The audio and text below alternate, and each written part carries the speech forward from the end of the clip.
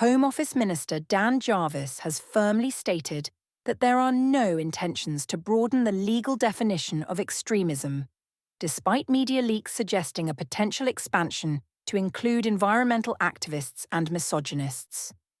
This clarification comes after parts of a Home Office report were leaked to the conservative think tank, Policy Exchange, which had critiqued the idea of shifting focus from ideology to behaviour in counter-extremism strategies.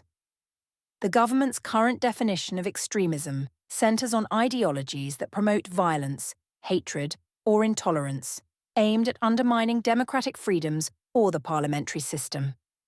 Jarvis noted that Islamist and far-right extremism are the primary concerns, but the Southport attack has underscored the need to address individuals with mixed or unclear ideologies, particularly among youth fixated on violence. The leaked report, discussed but not released by Policy Exchange, proposed a behaviours of concern approach, which would extend to cover actions such as violence against women, spreading conspiracy theories, and involvement with the manosphere, an online subculture known for its anti-feminist views.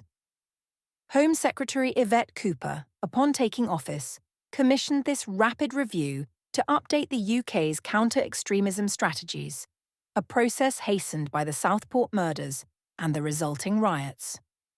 The review was intended to tackle both online and offline threats, expanding the scope beyond just Islamist and far-right ideologies to include a broader array of extremist behaviours.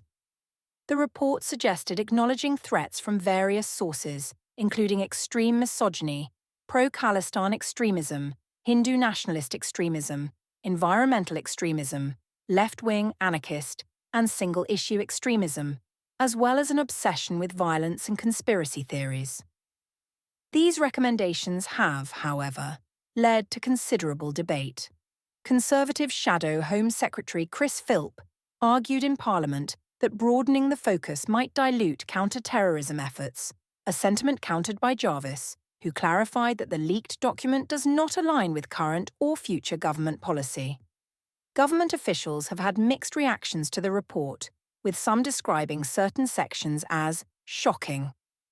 Nonetheless, there's recognition that the nature of threats has evolved, as evidenced by Axel Rudakubana's case, where he committed murder despite no clear ideological motivation, suggesting a need for a more nuanced approach to tackling extremism.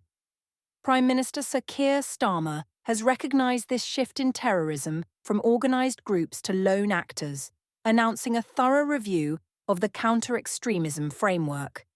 This has sparked discussions about the implications for free speech and the feasibility of policing an expanded definition of extremism. Critics, including former counter-terrorism chief Nick Aldworth and Policy Exchange authors Andrew Gilligan and Paul Stott, argue that such an expansion could overstretch security resources and infringe on personal freedoms. While the Home Office has completed this review, it continues to refine its strategies based on the lessons learned, balancing the need for broader protection against maintaining focus on the most significant threats in Britain's continuous fight against extremism.